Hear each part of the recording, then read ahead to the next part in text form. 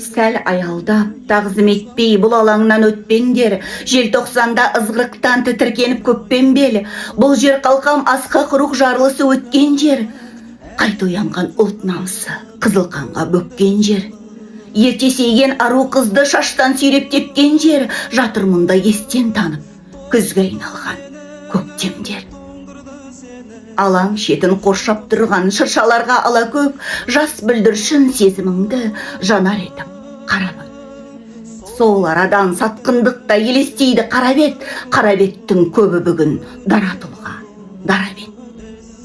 Жас бүлдіршін мұсқырсанған шыршаларға қарап өт, заманыңның жеңісімен жеңілісін санап өт.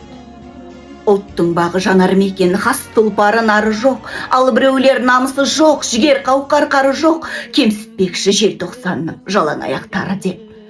Жоқ, кешегі сын сағатта көкірегінде жанып от, тұрған солар аят сорған қызыл беттің ары боп, дәуірінің тауығына шашылмаған тар боп.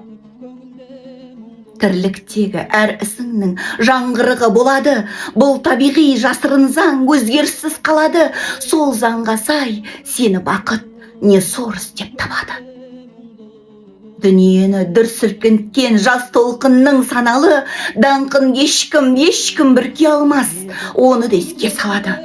Желтоқсанның бас алаңы, қайсар рух алаңы.